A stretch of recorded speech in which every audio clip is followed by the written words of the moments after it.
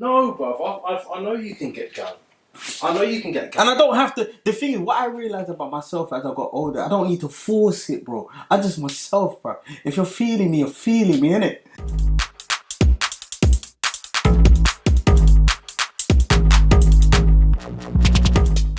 Girl, I want to be with you. No one else. Only you. How does it go? Why can't we just make it happen? That was memories, bro. Do you remember that? Yeah. Okay, I'm gonna forget. Yeah. Jesus.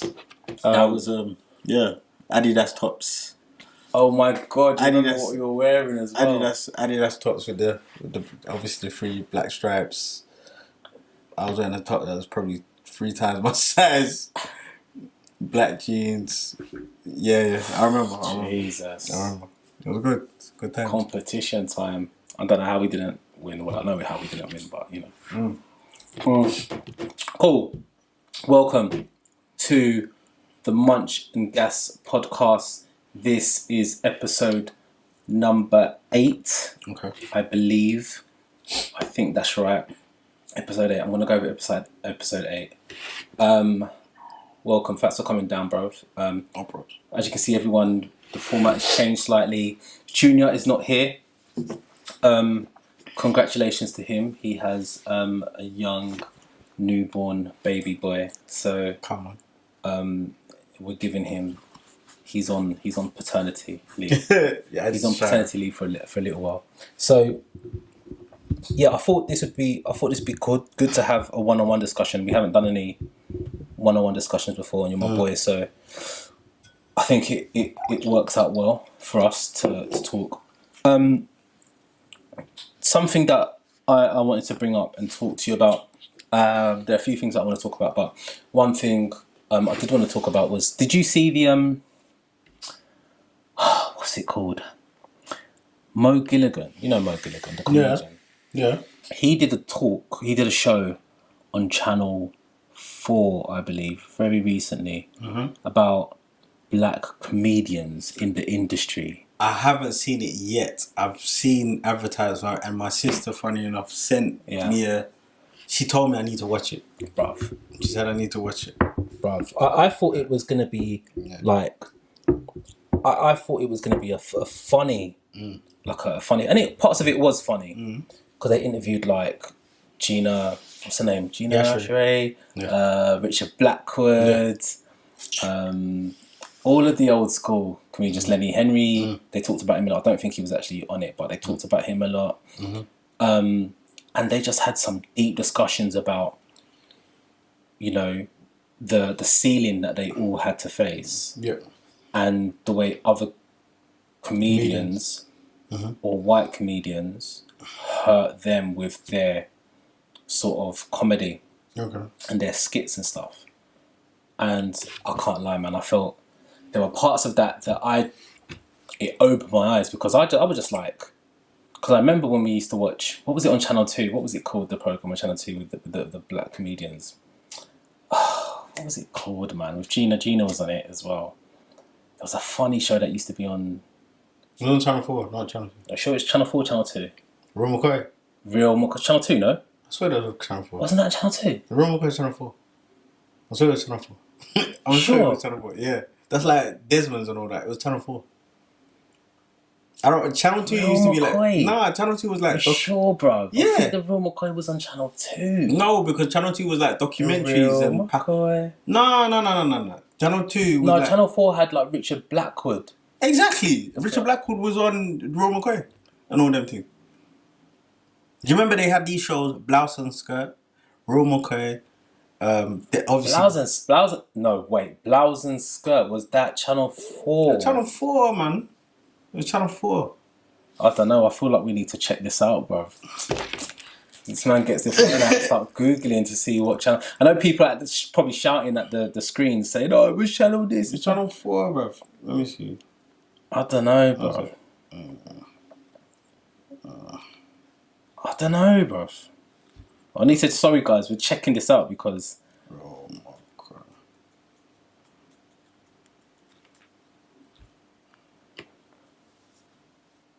Yep, Channel 2, because it's on BBC iPlayer. Boom! It was on Channel 2? It's on BBC iPlayer, bruv. It must have been on Channel 2. No. That's How you... Bruv, what? McCoy How... TV. You think Channel 4 programmes are on BBC iPlayer? What? Hold on. The Real McCoy, Channel groundbreaking 8. sketch show that brought back British Channel respect. 2. Thank you. But you know what? Thank you. Boom. I remember Channel 2 being like Panorama. No, I remember that Channel 2 had a couple of things. Like every now and then they would have a black comedy show. They would have something, bro. I remember the guy from the Phone Shop had his show on Channel 2 as well. I forgot his name. Oh, Phone Shop. Phone Shop was in Channel 4, but the black guy from the show had his own show on Channel 2 as well, bro. I forgot what his name was. I don't even remember. Okay. And that was actually quite funny, but they cancelled it after like season 2, I think. Yeah. But yeah. But coming back to this, go on. So yeah, I was watching the program, and the comedians were talking about how, first of all, they said a few enlightening things, and one of the things that they said was how they feel like it's one in, one out, in terms of like because they're black and them being comedians, etc., etc. And they started diving a little bit deeper into it, and it just resonated with me because I looked at different parts of life and how people of colour are treated in certain areas, and stuff that I've seen, stuff that I've heard, witnessed, whatever. But I just found it so eerie to hear them talking about it on their such a such a sort of exposed platform, where they're talking about how they felt as comedians. They struggled so hard to get onto TV, and when it did happen, it was only one of you. Okay. Only one of you or a couple of you at a time. But then this is your mark, so we helped you out, you're there now. And then, okay, you've got your little limelight now, you've got your little show or whatever. And then once that person disappears, it was a little while before they then pushed one person. But then you had all these sort of white comics that were just, it's easy for them to be on TV and whatnot. It wasn't, black comedy wasn't seen as a thing that needed to be represented on TV. And the thing that really resonated with me was the one in, one out comment. And I've always worked in like in the corporate world. And it just, when they said it, I just looked back at different businesses I've worked at, especially like over the last 10, 15 years. And like, I start to look at things and think, oh, I could see where that applied at this company at this time, or when I worked at this company at this time. Like it's almost like if you get someone in one position, it's like, okay, you don't now need to worry about the rest of the community, because it's almost like you're doing us a favour, or that's enough. We don't want too many people in positions of power almost. So yeah, it's interesting to hear that. I wanted to know what is your take on one in, one out. Have you noticed that before growing up in any aspects of your life? I was interested to find out your take, because or if it resonated with you. I mean, obviously, I haven't seen the show as of yet. Yeah. And stuff. But I will watch it. The whole thing of one in, one out, I guess, because I think with what they were probably stating in regards to the comedians, I think because at the time where these comedians were trying to, if anything, bust through, that's how it kind of came across, because of the time in that era of how comedians may have been taken or seen. So what was it about that time? I just think the door wasn't open for people of the ethnic groups or black people as it is to black comedians to be able to come through like that. In the UK. in America it's different. Because remember, in America we already had the Richard Pryor's, the Eddie Murphys and so forth. They already had been like stars and already set obviously whatever pace for themselves or society in that environment. But in the UK it was different. Obviously, yeah, we do remember people like Lenny Henry, and I remember growing up and stuff. So I think here it was different. But now, I mean, within the arts anyway, you can see a doors wide open for a lot of people within the arts of black groups. So What now? yeah. Yeah. So it's time now. Look, Why do you think that is? why is it now? Yeah. I think now what has happened is black people have become more vocal. We've become more noticed. A lot of us are in more positions of power. I think also our counterparts are seeing how, I think they always knew how influential we were, but now it's becoming a thing of almost like, because, I mean, this is just me, I feel the Western world controls a lot of things in society anyway. So because it's almost like when a particular type of people are becoming, their response to society and whatnot is loud enough. It's like you can't control it. So therefore you have to adjust your system in order to still allow them to do what they're doing, but then we can still have control over what is going on. That's why, for example, where I see these young guys, just take it off subject a bit, where I see these young guys, for example, who are going number one, and these are guys from inner city communities like Harlesden, Tottenham, understand? And they're number one artists. Music, you mean? Music Yeah. in the UK. That speaks a lot, but then I think about it on that, and I'm not disputing their talent. They're very good, and this is what is in right now. But then at the same time, at what cost does that come though? And why, obviously, is it happening now? But then I do see what is happening now because, like, 10 years back, that door wasn't as wide then. So like comedy is within the arts. At that time where these guys were trying to come through, like Richard Blackwell and all of that, the door wasn't so wide open. Black people weren't so vocal, or we weren't so, do you understand? Just, we weren't in such a position where we're just strong. Like, let's not take, obviously, Black Panther. All of these things have transpired to cause African and Caribbeans to, it's just, we're just in a light now where it's like, we've always been perceived as, I think, it's always been a thing that we're very influential, we're cool, whatever. But now it's just like, okay, this is what it is. Just like how Afrobeat is massive now. Yeah, a lot of pop culture is influence. I think a lot of pop culture stems from black culture. I think because the way, I think the community we have and the way we pattern, the way we carry ourselves, whether it's music, whether it's drama, whether it's fashion. I think we're very cool. We're just swag. We just have swag, the way we just move with things, you know.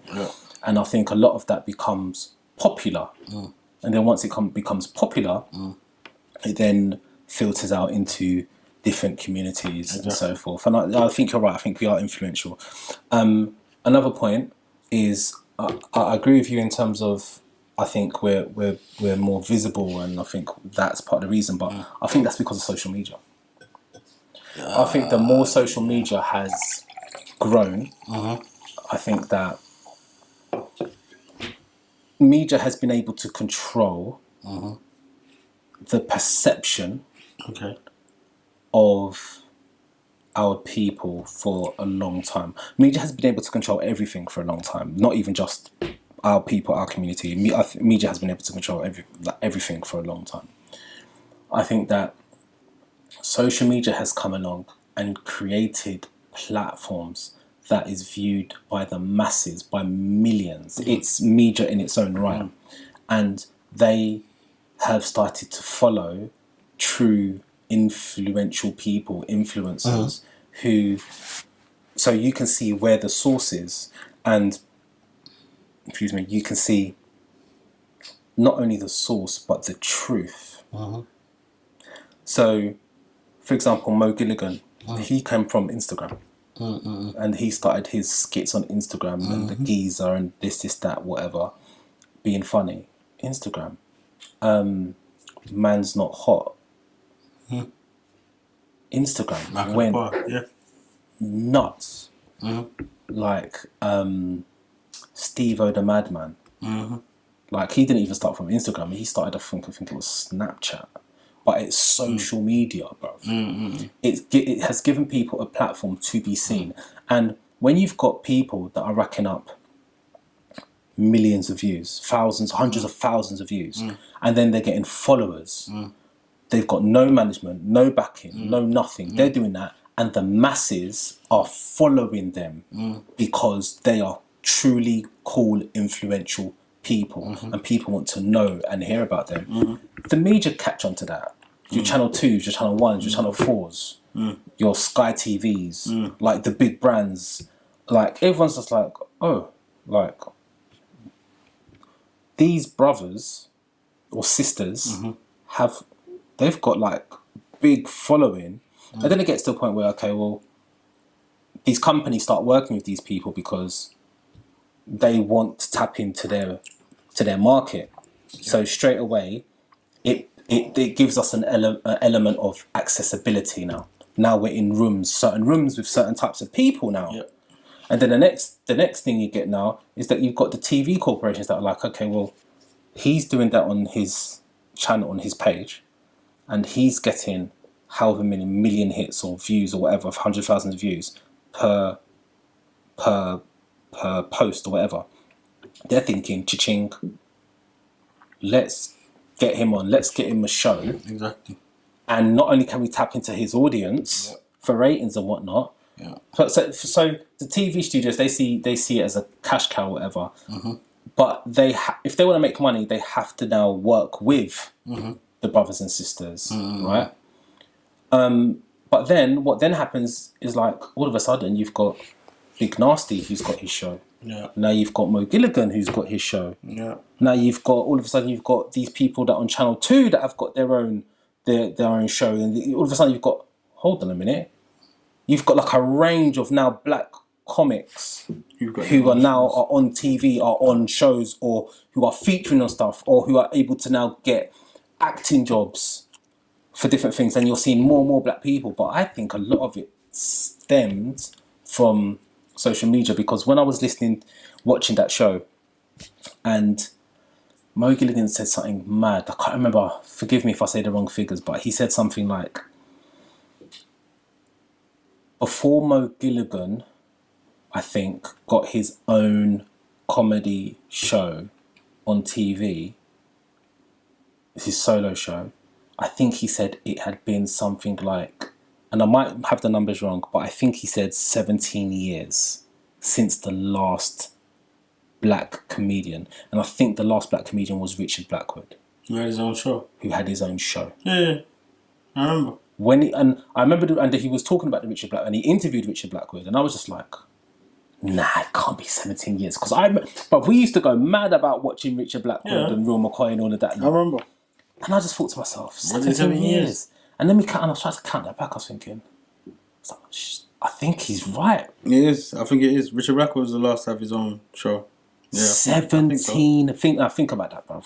Yeah. 17 years since a black comedian had his own solo show on British TV. 17 years. And you tell me during that time there's not been any black comics? Of course there have been. Female or male? There have been. But, yeah, there have been, but I guess... What's the excuse, bruv? No, what is the excuse? There is no excuse. It's... I guess because Mo the comedian was getting that following, he was getting the numbers. He's getting mad numbers, but... So, and that's what I was trying to say. But where's he getting the numbers from? What, social media? He's forced their hand, bruv. He's supposed to say hand, but I hear what you're saying, and that's what I'm saying about the control part of it, because obviously they would see it, and for example, in seeing it, be like, alright, cool, that's an angle, and it's like, for example, I go to a story. Was it beginning of this year? Late last year into the beginning of this year. Last year, basically, I was doing a course. I won't call out no names. I was doing a course, basically, in A&R music management, basically. And I mean, I had some ideas because obviously my involvement in music, sorry.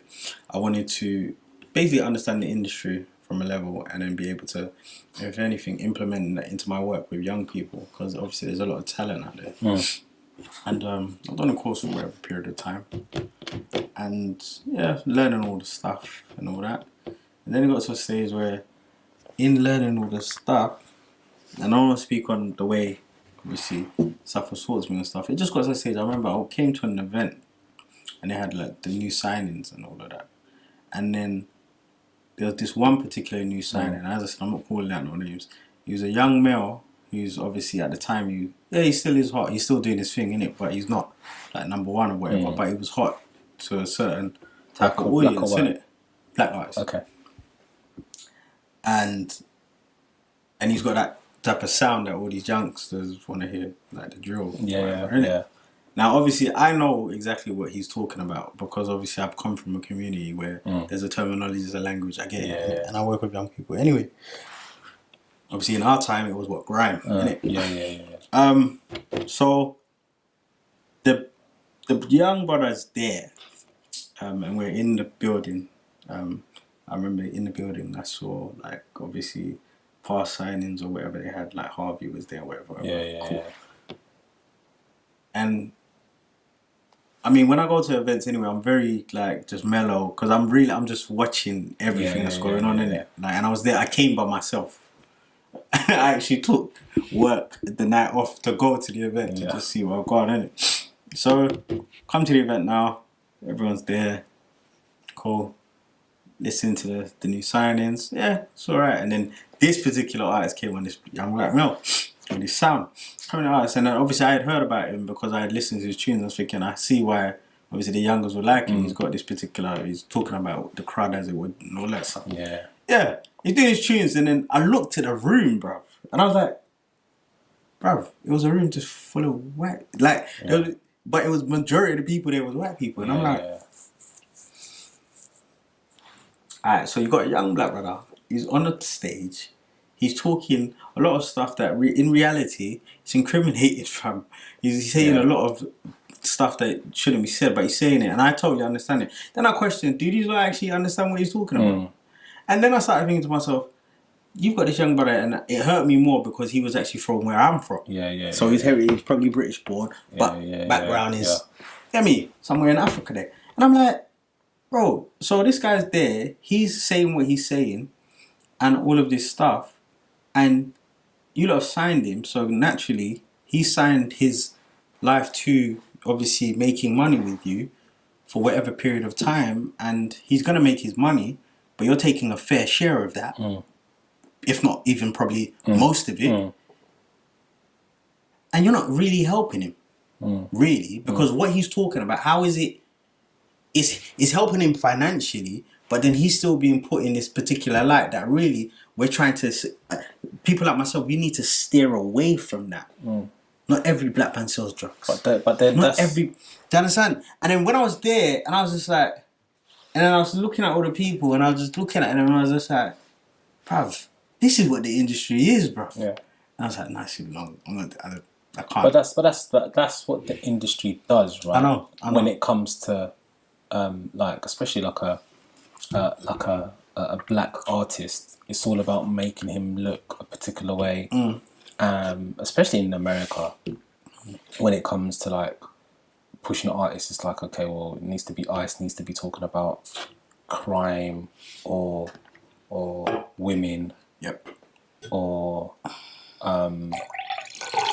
you know, yards, your big house, like drugs, all like, and that's what it is. And if you're not talking about that, you don't.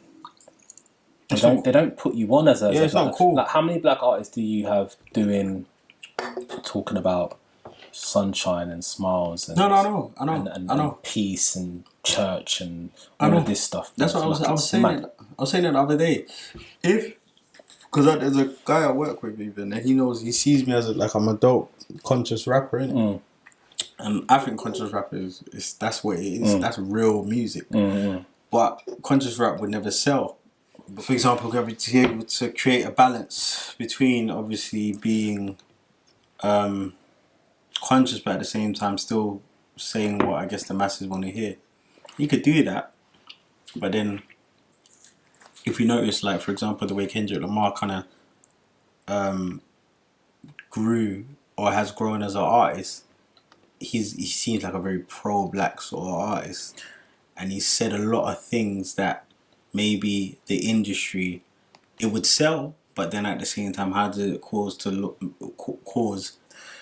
Yeah, I think him and J. Cole, they're very clever. I think they are, but number one, they're lyrically wise, they're like A1, A2. Yeah. Do you know what I mean? And what they do is with the tracks they release, I know because I've been listening to a lot of J. Cole recently, especially when I go to the gym, and Kendrick.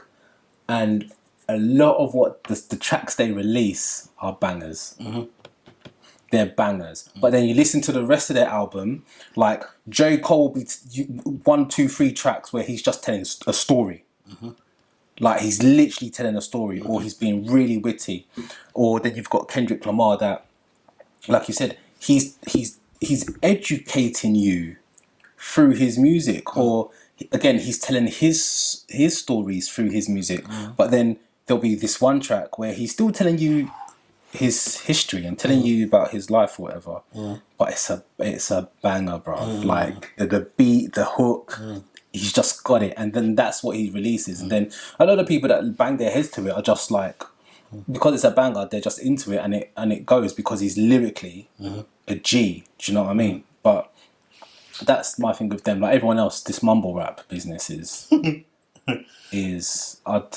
like, don't get me wrong. Like sometimes I'll be in the gym and like my Spotify will just like select random tracks, and don't get me wrong. Sometimes I'll just be like, do you know what I mean? I'll get into it, but then like after about 30 seconds, I'll be like, I swear he just said that.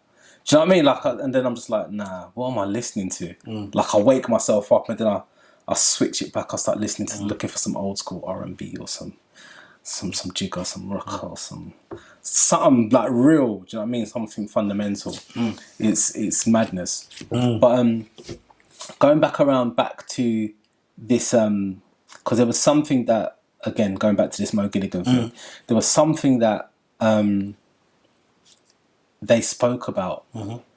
So, for example, what was your take on Ali G back in the day, bruv? It was funny.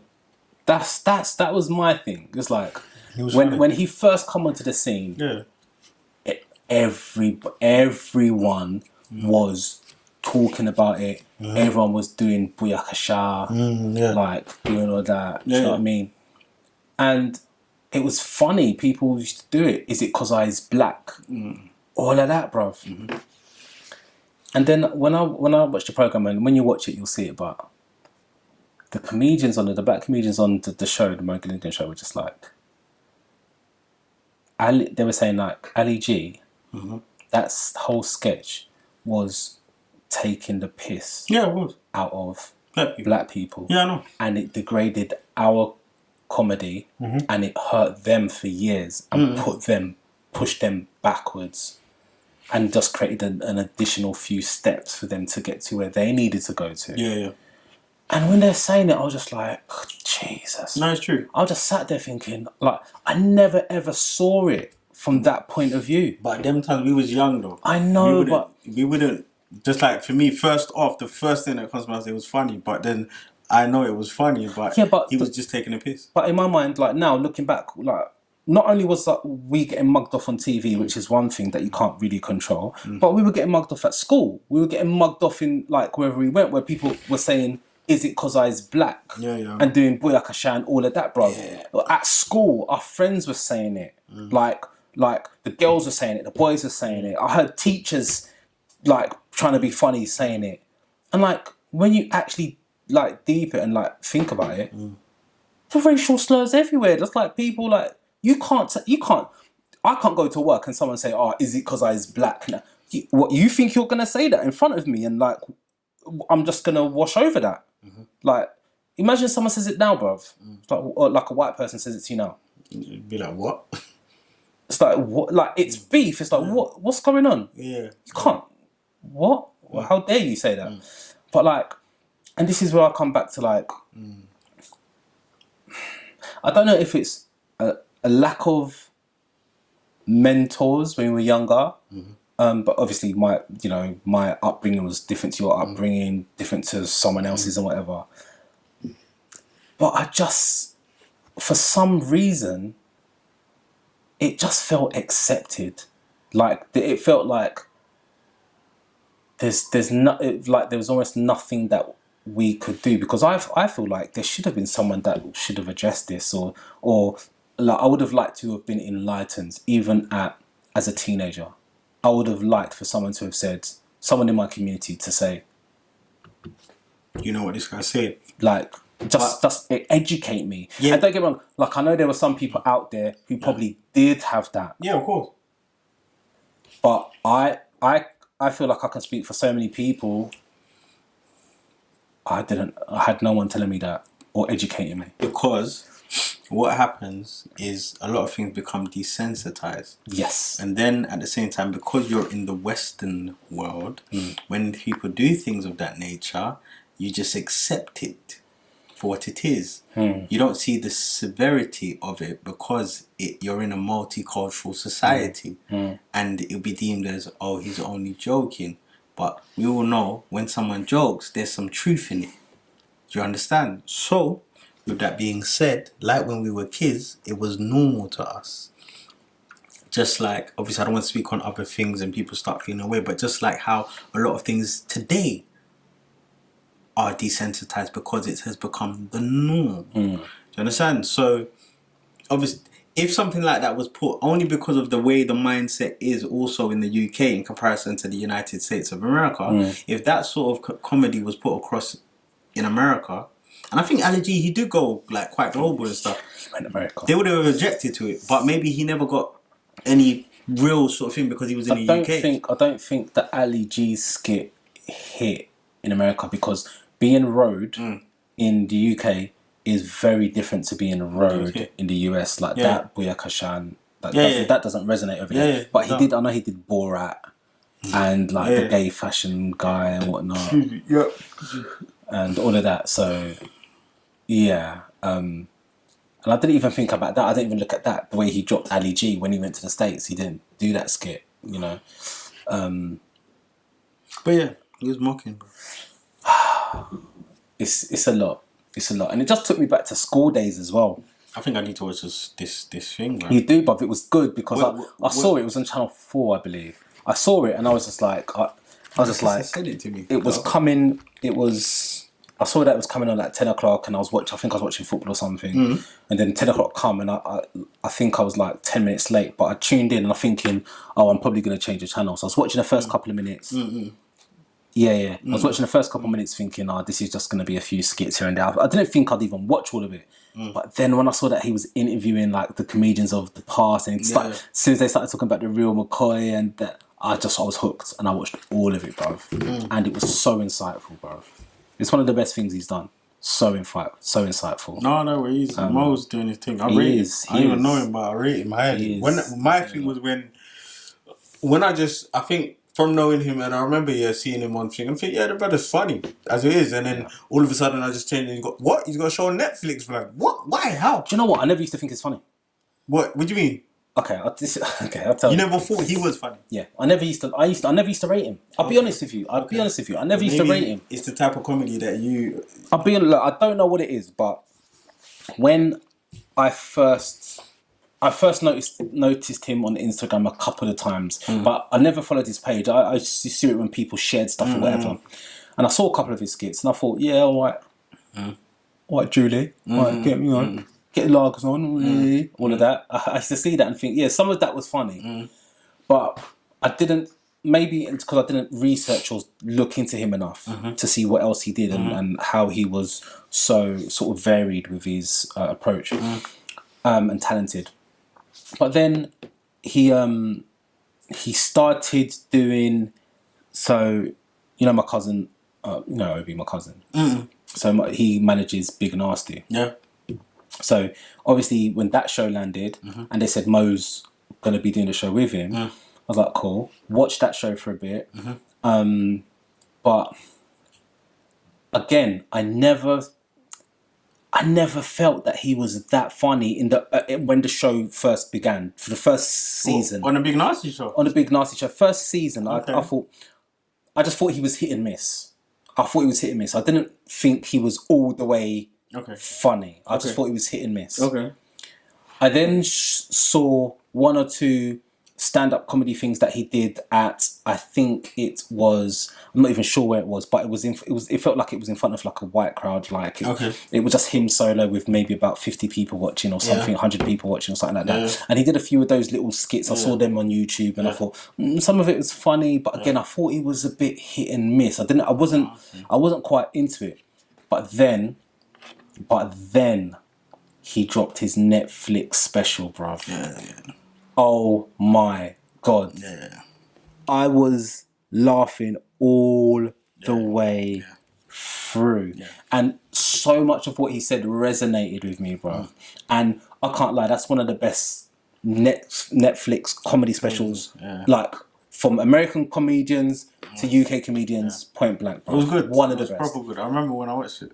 And ever since then, I get his humour a lot more now. But just because of that Netflix thing, I rate him. That alone. And to see what he's doing now, what he's getting at, he deserves. Because I've seen that he's put the work in, bruv. So everything he gets now, he 100% deserves, bruv. And yeah, he is funny. He is funny. He is funny. I guess, for him, maybe, he needed to prove himself to Jeff. But for me, from early, I knew he was funny. I mean, when I saw the little sketches, they were cool. Yeah. But same, I think I might have followed him. I thought he was cool, he was funny. But to me, it was just like another comedian. Like Michael DePaul was doing the same thing, innit? But it would be more African orientated. Yeah. And stuff. So he's got little sketches. But for me, I think over time, it's when you notice little increments, things that he would do that's just funny. I'm like, this guy's funny. When I saw him on the Big Nasty show, this guy is very funny. Because he's got the type of comedy where that's classroom humor, bro. That's like one of them people when we was in the classroom and it's just a cussing match, bro. I like the way he's banter. Like, the guy's sharp. You get me? But when I saw... Shut up on your fat ankles. He's hilarious, bro. And he'll say it just calmly, but it's just... But then, when I saw Netflix, I was like, I watched the whole thing. I was like, me and my missus watched it. I was like, this is... Bruv, I watch it, funny. Like, whenever I want to pick me up, whenever I'm just like, oh, there's nothing to watch, and I just want to laugh, I'll put it on the TV, bruv. I'll put it on. Just in hysterics, bruv. But yeah, like school days reminds me, bruv, what's your whole recollection of the African versus Jamaican thing? Do you have any recollection of a difference between being African and Jamaican at school, or being treated differently by I don't want to keep on saying white people, like maybe by other communities for being African versus Jamaican, and or do you remember any differences from your dealings with other Jamaicans at school directly? Like, because I just want to get your sense of things, because I remember quite a few things at school. Well, the thing is, for me, obviously my upbringing was different. I originally was brought up in Tottenham, and Tottenham obviously has a large African and Caribbean or Jamaican community. Yeah, 100%. So, and I grew up with Africans and Jamaicans. Yeah, same. So, when I came to school, like secondary school, a lot of things were normal. I mean, the thing that for me was a thing, I mean, people used to mock my surname a lot. Amanko. Yeah. And the thing is, that name is so powerful. But you get me. But people used to mock my surname a lot. But it was powerful back then, Yeah. though, bro. And Just wasn't recognised. in mocking my surname, obviously, and then if you had, I guess you was Caribbean, and you would have the British sort of surnames due to colonization and all those other things. Yeah, but for me, I don't remember being treated. Let me see. I remember because in the time when we were younger, now obviously given our age or whatever, in the 90s or whatever, it was cool to be Jamaican or whatever. Yeah. But I never tried. Look, I was never one of them people that tried to be Jamaican. My surname would give it away. You get me? So obviously, first name is this, surname is clearly an African name. So I never tried to. I always knew who I was. And I was proud of who I was because of the way my parents raised me. I was African. In the home, when we're eating our food, I'm not eating with a knife and fork, I'm eating with my hands, bruv. You get me? So it's real. Pandid yam. You get me? So with that, and people appreciate it. So I've always known, I think amongst my family, I've always known where I'm from. But yeah, I've never really tried to bred another or Caribbean thing. I just to me, I just saw us, we're all very much alike. You lot are just on that side and I'm on this side. And ironically enough, I married a Caribbean woman. So for me, it's cool, but I think they did thing, and they were kind of call you Jamaican and all of that. I remember, but nah, that never came my way. Never came my way. From what I remember at school, especially secondary school, Go on. I think is the main place. Yeah. Africans weren't treated well, from what I remember.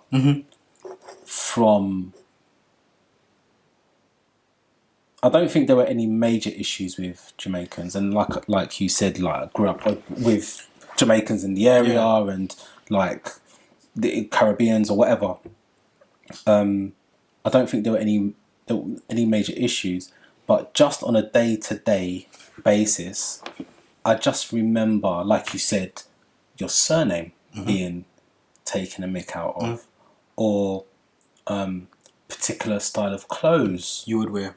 would wear would be mocked to. Like, I remember not wanting, like, going out to like a party, me being really young, 13, 14, and not wanting to wear Your traditional clothes. because we were gonna get, something was wrong with the car, so we might have to get the bus to go to a party or to a meeting or something, knowing that this bus is gonna take us through the ends, through Totty, through Seven Sisters, and the likelihood of me seeing my school friends or whatever is high. And I remember like feeling away at one point, 14, 15, I think, feeling away like, if I get spotted wearing my traditional clothes by some of my Caribbean friends at school or whatever, they are going to, like, I'm going to go to school and they are going to mock the hell out of me. I remember having that feeling, and I knew exactly the types of people who would do it. I'm not going to say no names, but I remember who were like sort of the bullies of the year and stuff like that, and they would share it with some of the girls who were also Caribbean, and it always felt like the mocking of my heritage, of my culture, mostly came from the Caribbean side of my acquaintances or friends, if you call it, rather than like the white people. Like I never really felt like it was them, or maybe they just didn't have the guts to take the mick out of me. No, some of them did though. 'Cause I remember when one of them, he done it to me. I remember that. Talk to me. But yeah, some of them did. But yeah, no, I agree actually. I agree because when as you were thinking now things are coming back to me. Names was mocked a lot, but then you see like if you came and you came. Remember we would get them students that would just come straight from Nigeria, straight from Ghana or Congo or wherever. It was like they're outcast straight away, and because they would have the accent. Yes. It's like, who are you? Why are you talking like that? Yeah, but then what I liked about it, when you did meet that one, innit? That one brother. Or even sister. But then let's not forget, Africans are strong. Yeah. And then if you rap with them, you'll get one that would just... 100%. He'll just beat you. And then you'll just understand. But I felt... I remember, you get the brave ones. You get the brave ones. But yeah, Caribbeans did it. But I think it was... I think with all of this, it's lack of knowledge, it's fear. You get me? You don't understand something, you take the mick out of it. Like, yeah, but 100%. I agree with you. But back then, do you not think that it was almost like it felt like there was like a tiering system. Like, it's like if you're white, you're here. If you're from any other community apart from here, if you're Caribbean, you're here, and if you're African, you're right at the bottom. Yeah. That's what it felt like when we were growing up, bro. I remember. No, it's true.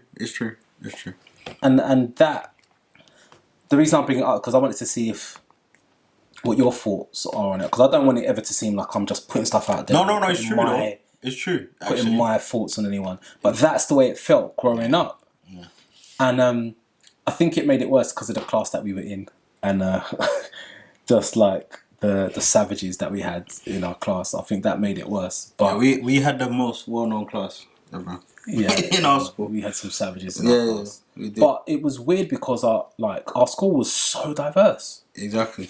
So diverse, and I think growing up, I think when I left school, I think the Caribbeans had like a real prime time, and in terms of domination, I think it was really cool from like 2001 to about 2012, 13. To be what? To be Jamaica. Was it? What music ruled the airwaves? Oh, Bashment. Ruled. Yeah, Bashment. 10 years span. Easy. Yeah, Bashment. Easy. Ruled it. Yeah. I remember, because as soon as I was old enough to start going to clubs, bruv, I was out. Yeah. And it just slowly crept in, and the clubs tried to make it force the music to be into the small room. Like, you have a big club, you've got the big main room, you might have 2 or 3 rooms, and it was always the smallest room that would have the black music. But you go to that room and they're mostly playing American music and Bashment. That was it. Elephant Man. That was it, bruv. Like them man, Red Rat, whatever. It was hip hop, R&B, Bashment. That's it. I remember. That's it. And more time that when the Bashment come on, everyone was on the dance floor. It was nuts, bruv. It was a turn up then. For at least 10 years. Yeah. I remember. Strong. Yeah. Now, Afrobeats is the supreme. Not even so. You've got the Afrobeats, but you've got the UK popular artists. The Afro swing. The Afro swing, bruv. So it's like it's all the same beats. Yeah. It's all the same beats. I just saw Burna Boy do the Boohoo advert. Have you seen his Boohoo advert? No. Saw it yesterday, bruv. I was like, what? Burna Boy's on Boohoo advert. I was like, what, bruv? Okay. Bad. Okay. Bad. So like now you go to a club. Well, we can't because of lockdown. Yeah. But when you go to a club now, bruv, it's like it's just, and it's not even hip hop anymore. Like they might play like a couple of the mumble rap and whatever, but there's only so much mumble rap that actually charts. Yeah, I know. And then so you're playing maybe in a night you might get 10 to 20 tracks. Then they have to go back to some old hip hop just to get you guys hyped. And then it's, apart from that, it's Afrobeats. And there's Afrobeat get the people moving in the club. I ain't been in clubs in ages, bro. They're pumping Burna Boys in them in the club. Whiskey. Bruv. To be honest, I haven't really gone clubbing, but the last few places I've been to, like, I don't know if it's just me visualizing it or watching it or preying it or whatever, but it feels like there's so much more like Africans out now. Yeah. Like at the clubs, because it felt like back in the day. Maybe I don't know, but it felt like most people were like Caribbean because the bashments. The Africans were hiding. I don't know, or it was just everyone's just enjoying the music. But now you can tell that someone's African by the way they dance, bro. Yeah. You could tell, bro. So like, I can't remember where I went. It was somewhere in Tower Hill a while ago. I think it was my friend's birthday. We went to Tower Hill afterwards, and Afrobeats was coming on. And you look and you watch people dancing, and you can tell. You can tell that, yep, she's African. 100% the way she's dancing. She's got the shackles down to. Yeah. Do you know what I mean? Like, you can tell, like, and most of the people there just seem like, wow, they're doing it, bitch. But even, like, there were some people that I'm with that were Caribbean that were having it, doing the Afrobeat moves. I was like, rah. But then I think to myself, hold on, do you know what? When Bashment was ruling the waves, allow me line, bruv, I was doing all those steps, bruv. Yeah, you like dancing, and it was what was popping at the time. All those maneuvers. So people would have seen me dancing back then, they probably would have thought that I was Jamaican the way I was giving the willy bounce, you know what I mean? All of that. But yeah, bruv, it's mad. It's like, yeah, it feels like it feels like the Afrobeats is now ruling the wave now, bruv. So what, you've not gone out and... Ages. When was the last time I went out? So what do you do with your Afrobeats, bruv? How you get your fix, bruv? I listen to music. Or I make music. I'm not into that stuff no more, you know? What, you're not into music? No, I'm not into going out like that no more. When was the last time you went out? I actually can't remember. Jeez. Hold on. The missus when she went, I can't remember. Wow. I can't remember. That's mad. What? It's like a club or a bar? Nah, clubbing. I ain't been clubbing in ages. But for me, you know what it is? Because my drive to go into a club was different, so that's why I don't go no more. What am I going for? What am I going for? No, like, you go there, spend a drink. I don't want no drink. My man is using the club like Tinder, yeah. You get me? Man, guys, you get me? I'm married now. What am I going to the club for, bro? You get me? If I need a juice. I'll rate that. No, honestly, I'll be honest with you. Yeah, the reasons for why man them used to go to the club, like, I don't... But, yeah, I just grew out of it. Because, like a lot of us, when we hit a certain age, like you said, when we hit I was out, bro. Yeah. Out. That's how I almost... You know what my problem is with that? What's that? I love music I love the feeling of being able to go, and it's not even so much about the drink, but to just have the energies and then be there with the music and then skank. I love to skank, and it's not even just like hip hop or R&B or anything like that. It's for example, house music. Like, I'm really into house music, bro. Like underground house, soulful house. I can't explain. Like, when I go to a house rave, I don't need any alcohol. Yeah. I don't need nothing. I don't do drugs. I don't want any of that. Yeah. That's your vice. Bruv, you put me in the middle of a house club and I am literally there and I'm just having it. Just more time, you'll see my eyes closed. I'm just and I'm just bruv. And by the end of the night, sweating. You would have thought that I'd taken the world of drugs, and I'm just in my element, bruv. In my element. I love it, and I don't know what it is about it, but I love it. And I can't get the same. Like, don't get me wrong, I can play music at home and I have it, but it's just not the same, bruv, when you're out and you're just around other people that are also like. But from what I remember anyway, even with us in school, I remember you used to like dancing. And the thing is, with me, I used to like dancing, but it's almost like everyone's got their lane. Do you understand? Yeah. And for me, I guess when certain things happen to me is what caused me to stop dancing so much. But question. Throw it this way than that way. Have you? I know you're a proud African. 100%. has there ever been a time in your past, because of work or because of a certain friendship or a circle or because of school or whatever, has there ever been a particular point in your life where something has happened or something has happened where you felt either ashamed or a time where you didn't want to reveal that you were African because of the way you would be treated or perceived? Never. Serious? Never. Because, like I said, I think it stems from how I was brought up. Though I'm British born, if you ask me first, I'll say I'm Ghanaian. But I'm British born. I've had this dispute with the next brother, but I'm Ghanaian, but I'm British born. Right? The way my parents raised me, I ate all the African foods. Yeah. I went to all the African parties. Yeah. My mother more so spoke to me in our native language. So even yesterday, my dad heard me speaking our language. I didn't know you could speak like that because I never used to do it when I was young. I did, but I didn't. I was like, yeah. But can you speak? Yeah.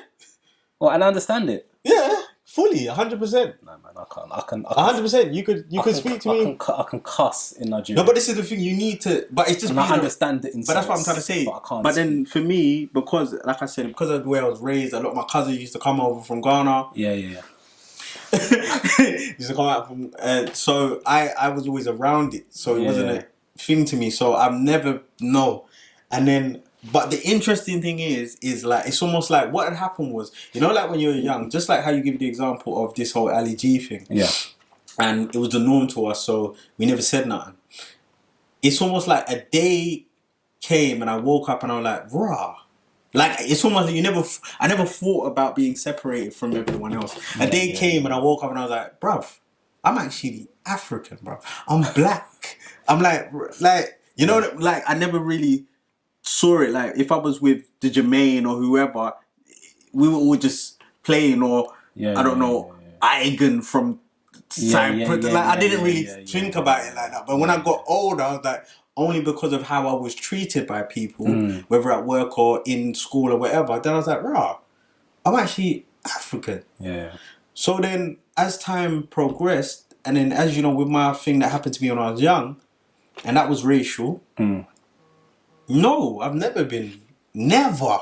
I've always, and like I said, for me, it's been there. My name, my surname is African. Yeah. My skin is, I'm dark skin. Do you understand? Yeah. So I've never. I guess for you it's different because you, with your, like you said, your upbringing and whatnot, first of all, your name is just like blam. So there's no getting away from anything. And then on top of that, I think me and you have had a similar upbringing in terms of like culture. I think I ate all the foods. I was around cousins and family and all the time and whatnot. But I think where we differ is you're a kindred spirit. You're quite free. And you need to be free to do what you want to do. Exactly. You don't like systems. You don't like to conform to stuff or to anything. Not like that. really. And so the route that you took after school, it was just you're doing you and you're doing whatever you like, where your heart's leading you, and that's the route. I think for me, where I differed is that my name sounds like, if you see my name on a piece of paper on a CV, you wouldn't know that I was African at all. You would think, oh, he's British. Do you know what I mean? Like, of course, that's what you would think. First day, third day, bro. Do you know what I mean? Yeah. So, and then on top of that, the route that I took was quite rigid because, and it had to be rigid because I was into my football. I took the football route. So for me when I signed my first contract. When I was, how old was I? 16, 17. I think I signed my first contract. But obviously I'm not getting paid anything much at all. So I still needed to work, but I needed to do a job that allowed me to still train in the evenings during the week midweek games are always in the evening, so I needed to be free at 7, 8 o'clock. Do you know what I mean? I need to be available. And I needed my weekends to be free because we played on Saturdays. So I basically needed a Monday to Friday 9 to 5. Yeah. So I had to join the corps. So I had to join the corporation. So I had to get into the system. So that led me down a different route to you, bruv. Whereas before we were always like that, bruv. Whether it's music, dancing, rapping, I was into everything. Yeah. We were the same. Do you know what I mean? So, and the reason why I say this is because I have had an incident or a couple of incidents where I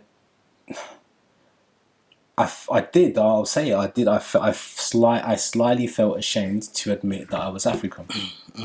And one of those incidents I'll explain is I worked for a bank when I was younger. Don't ask me how I got the job, but I think the recruiter lady fancied me or something because I did not have the qualifications to be working at that bank. Yeah. So yeah, I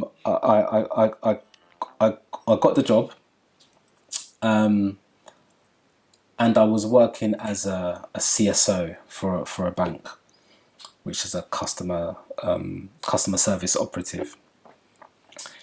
So I won't say the name of the bank, but basically every Thursday we would have a fraud meeting, and the fraud meeting was a meeting where they would take all the CSOs into a room. So there'd be, I don't know how many, like loads of us in this room, loads of us. I'd say maybe 50 of us all in this room.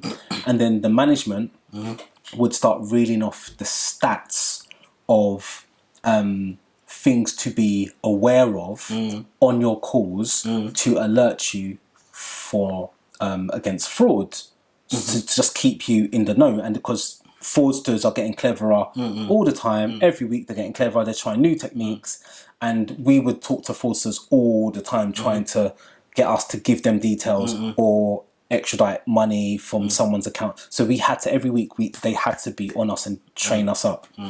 So part of this fraud meeting was to give the stats of the countries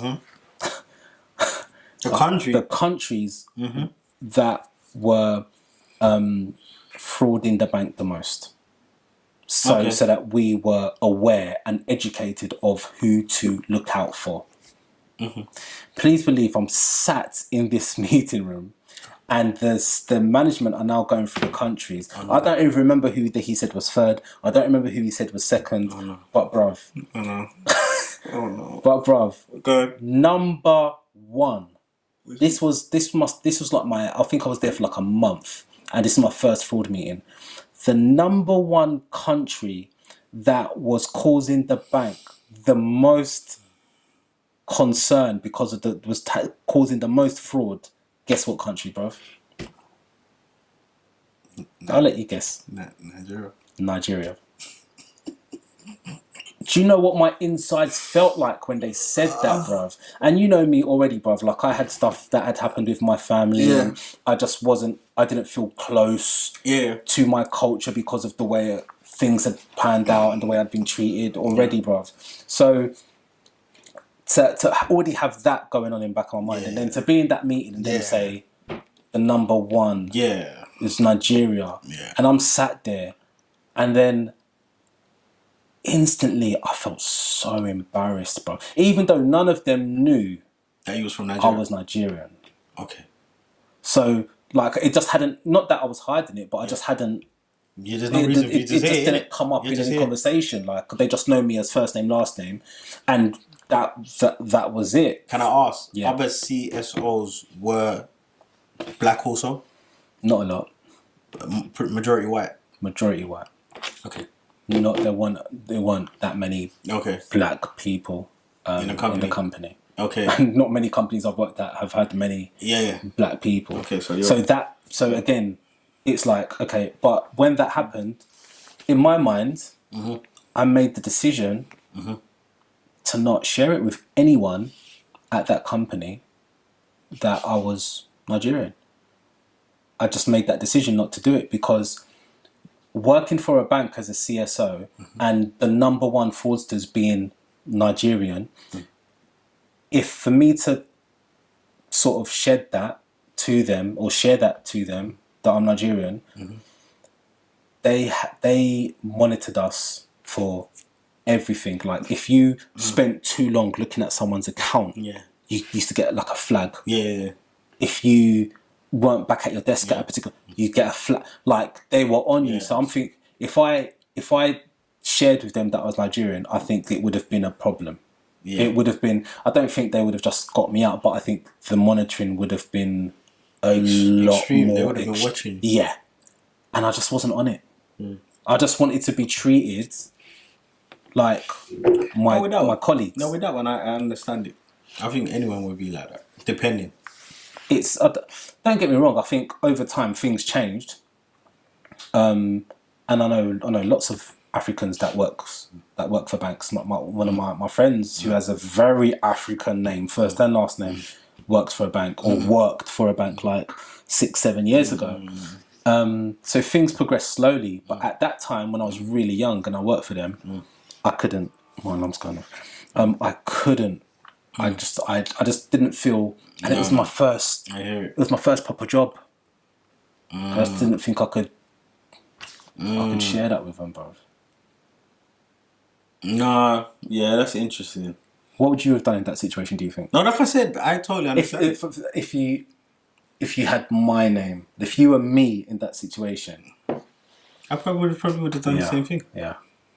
Because obviously I understand, it's like, though, I've got a free spirit, but I've had to, because we live in a system, there's about obviously letting the system work for yourself, but because of how I was brought up, like education was important. So going to work, my dad was the head of the house. That's what he did. Educated, go to work. You understand? So, with that being said, if I was in that position and I had your surname and I'm there and they're talking about my country is the country, or my heritage country is the top fraudsters and whatever, I just wouldn't say anything. I wouldn't. For me, I wouldn't feel ashamed or be like, oh, I just want to say that. But you know what? Do you know what? I just want to say that. Do you know what the shame was? It's like, because you always you hear about the 419 crew. Do you know what I mean? And the fraudsters, and you know, like if you're not from Nigeria and you go to Nigeria and whatnot, you're definitely you're losing money somewhere. Someone's going to be taking. Like, do you know, it's the norm. I've grown up knowing that. I know Nigerians that have been caught out.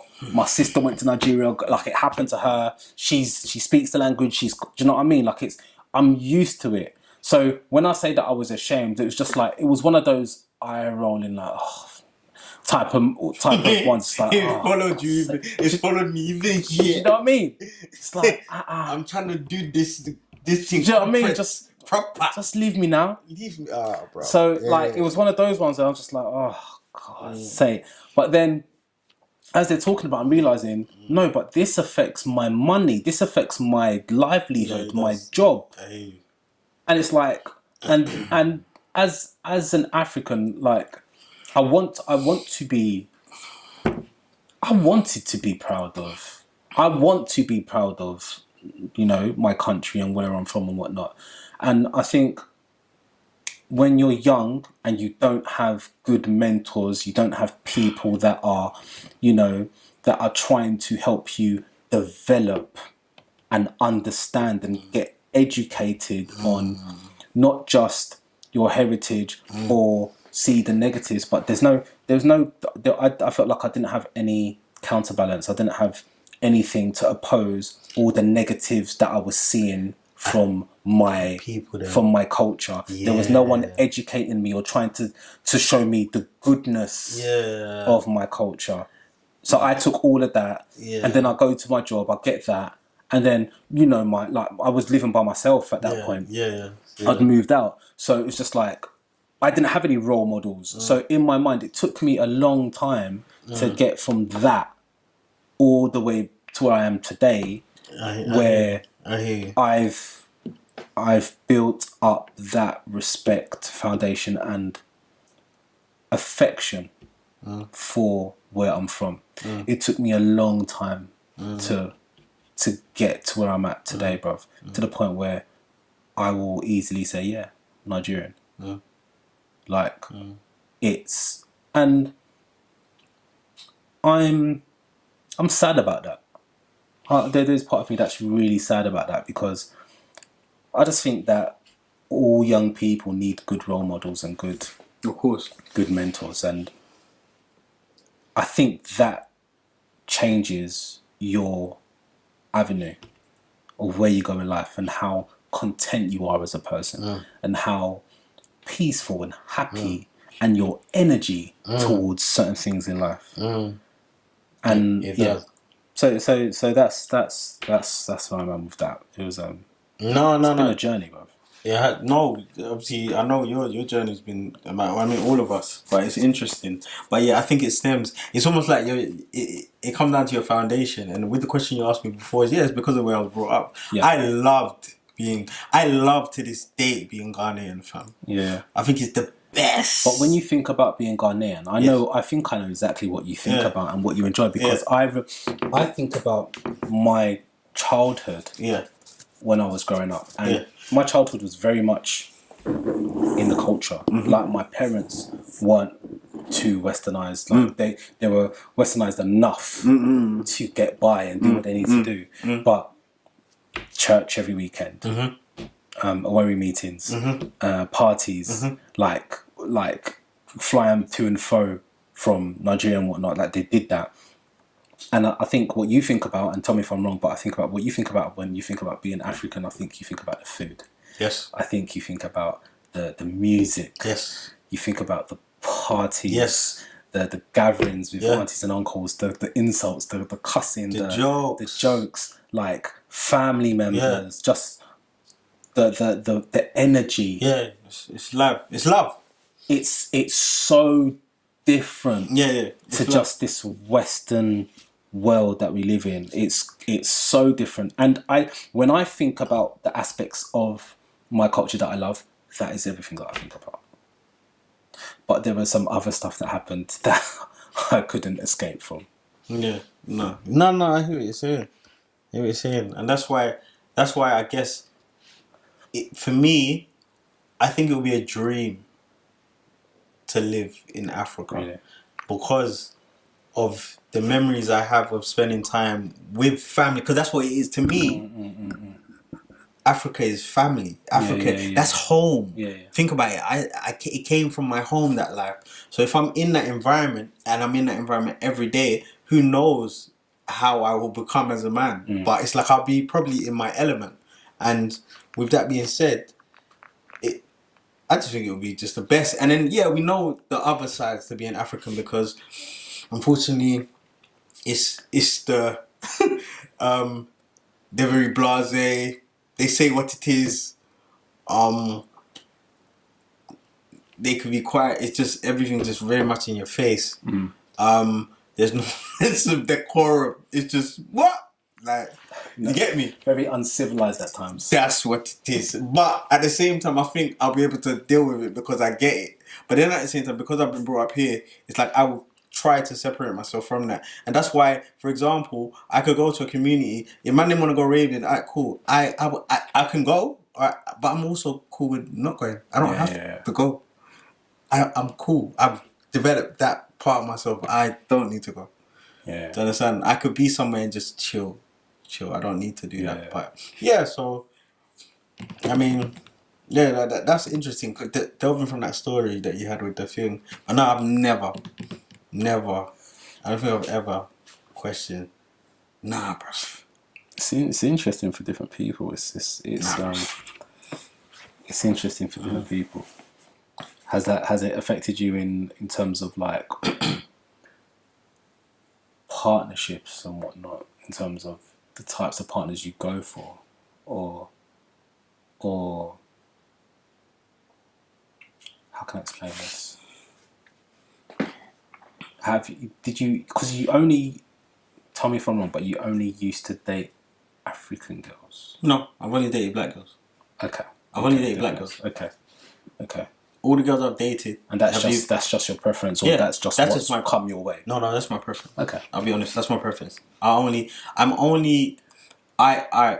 other races, I think they're pretty and all of those other things. But I don't particularly find them attractive, which is interesting. I find black women attractive, whether Caribbean or African. I find them extremely attractive, and I think there's a lot of things. It's the culture. It's the food.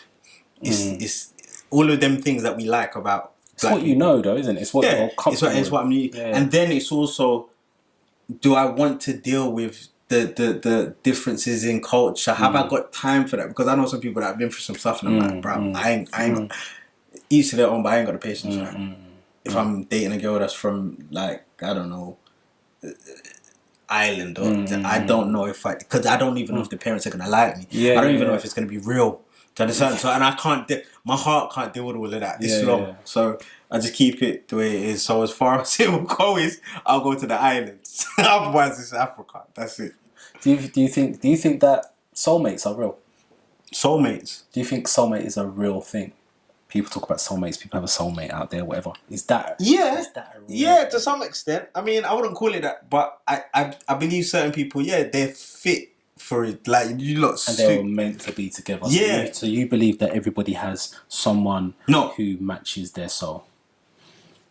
Who they're meant to be. I believe there's certain people, because this is the thing. I believe things happen for a particular reason. Okay. That's what I believe. I believe we meet individuals on our path. Yeah. If you choose to date, marry, have children, or whatever the case may be with this particular individual, that was a choice the Almighty He allowed you to do. Now, because the reality is we're different people, so you're gonna have your rifts. We've come from different upbringings and all of that. But it's up to you how you choose to work at it, and if you want to work at it. That's why I'm a person who doesn't believe in certain things like divorce or like things, and especially if children's involved. But obviously, when I'm there like that, then I could be able to really speak on it because I would have fully experienced it. But the fact of the matter is it's important to just keep it together. And soulmates, to some extent, if that's what it was called. But I believe some people just fit it together. Like me and my missus, if someone saw it, this is the thing, and it was interesting. But when I met my missus, innit, the way people went on was like, it's almost like she was too nice for me to get. And I'm like, you lot don't rate me. I'll tell you something. No, be real with me. And I'm like, blood, do you know who I am, bro? No, do you know what? When I first met your missus, I was like, I told you, I was like, yes, Henry. I was like, yes. Like I thought, you are punching above your weight. This is what I'm saying. But no, it's not because I don't rate you, bruv. I saw it more as you done well. And that's the way I see it. You've done well. Like, you've done well, bruv. Like, you've done well. Not that you couldn't ever do that. Do you know what I mean? Because your missus is beautiful. You're a beautiful person. It's fine.